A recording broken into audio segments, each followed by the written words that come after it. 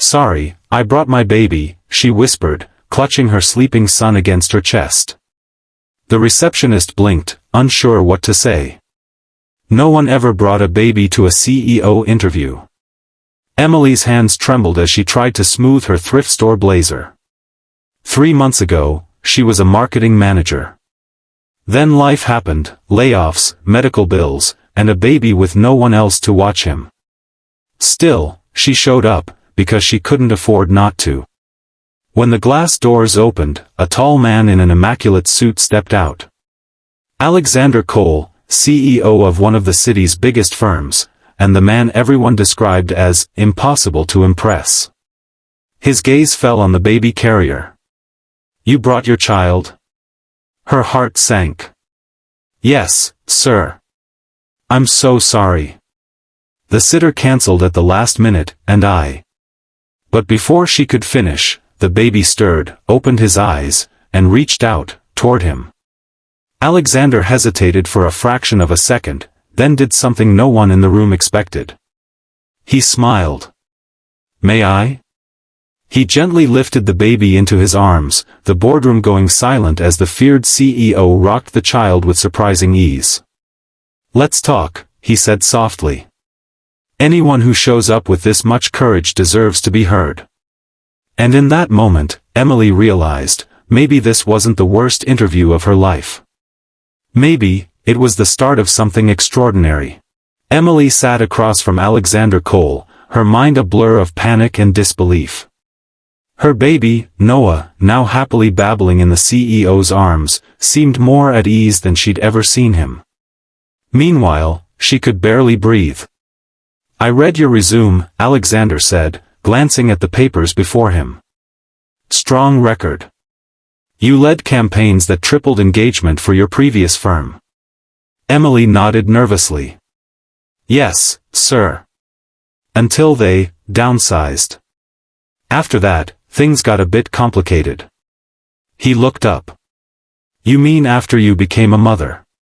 The words weren't judgmental, just understanding. That alone threw her off balance. "Yes," she whispered. "It's been hard finding anyone who believes I can still do both." Alexander smiled faintly, rocking Noah as if he'd done it 1,000 times. "Balance is overrated," he said. "Determination isn't." The door creaked, and an assistant peeked in, eyes wide at the sight of their CEO holding a baby. "Sir, the investors are waiting." He waved her off. "They can wait." Turning back to Emily, he said quietly, "You know, I started this company in my garage. Everyone told me it was impossible, too young, too risky, too crazy. Maybe that's why I don't like the word can't." Her eyes filled with tears. "I just need one chance," she said. He looked at Noah, now smiling up at him. "Looks like my toughest interviewer already approved you." He set the baby gently back in her arms. "Welcome to Cole Media, Ms. Harris. You start Monday." For the first time in months, Emily exhaled, not in fear, but in gratitude. Sometimes, kindness doesn't come from where you expect. Sometimes, it wears a suit and holds your baby like he's the most important person in the world. The following Monday, Emily walked into Cole Media holding Noah's tiny hand, her heart pounding with a mix of hope and nerves. She'd arranged childcare this time, but Alexander had insisted, "If you ever need to bring him, the door's open." As she stepped off the elevator, conversations hushed. Everyone had heard the story, the new hire who brought a baby to an interview and got the CEO to smile. Some whispered admiration. Others, disbelief. But Emily ignored them. She had work to do. Hours later, as she prepared her first campaign proposal, she noticed Alexander standing quietly near her desk. "You're fast," he said, scanning the slides. "But you're also thoughtful. That's rare." "I just want to prove you didn't make a mistake hiring me," she replied. He gave a soft laugh. "Emily, hiring you wasn't a favor. It was an investment." Her breath caught at the sincerity in his tone.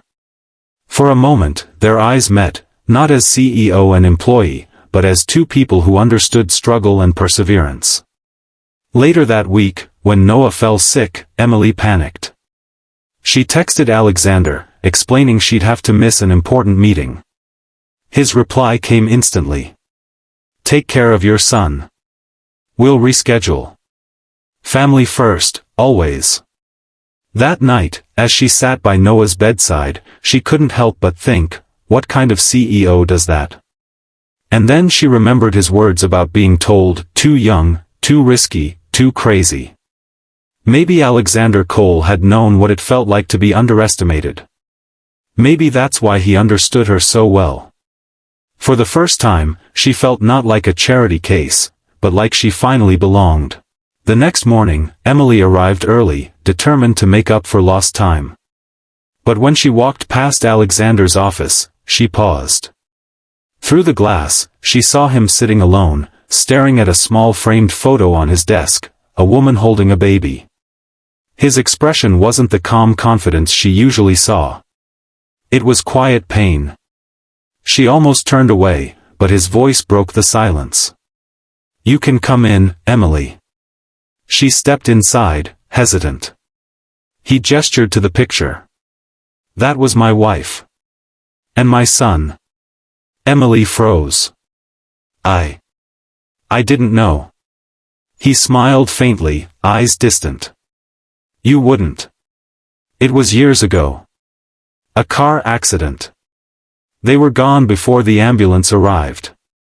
Her chest tightened. "I'm so sorry." He nodded slowly. "For a long time, I buried myself in work. Built this company, made it my whole world. But when I saw you standing there that day, holding your baby, terrified but still showing up, it felt like life was reminding me of something I'd forgotten." "What's that?" she asked softly. "That courage isn't just about ambition," he said. "It's about love. Showing up when everything in you says you can't." For a moment, the room felt sacred, two people connected not by position, but by shared loss and resilience. Then Alexander straightened, slipping back into his composed tone. "Now, let's make sure your campaign is ready. The client presentation's in 2 days." Emily smiled through the lump in her throat. "Yes, sir." But as she left his office, one thought echoed in her mind. Sometimes, the kindest people are those who've known the deepest pain. The day of the big presentation arrived, and Emily stood before a panel of investors, palms sweating. Her campaign, themed Real Strength. Real Stories. Drew inspiration from her own journey. Alexander sat quietly at the end of the table, watching her with an expression that balanced pride and calm assurance. Emily clicked through her slides, her voice steady. "We tell people that strength is loud, but real strength is quiet. It's a mother working 2 jobs. It's a man rebuilding after loss. It's hope that refuses to die." When she finished, the room erupted in applause. One investor said, "That's not just marketing. That's life." Later, in his office, Alexander leaned against the window and smiled. "You didn't just sell an idea, Emily. You reminded them what humanity looks like." Tears stung her eyes. "I only told the truth." Just then, the door opened, and Noah toddled in, holding a paper flower he'd made in daycare. "For you," he said shyly, handing it to Alexander. The CEO crouched down, accepting it like a priceless treasure. "Thank you, buddy." Emily watched as her son wrapped tiny arms around his neck, the same way Alexander's lost child might have, years ago. The moment was pure, wordless, healing. When she left that evening, Alexander stood by the doorway, holding the paper flower. "You changed this company, Emily," he said. "And maybe, you helped me remember how to live again." Outside, the city lights shimmered like promises. Emily looked at Noah and whispered, "See, baby? Sometimes, saying sorry leads us exactly where we're meant to be." And somewhere behind her, the CEO smiled, not as a boss, but as a man who'd found light again through kindness.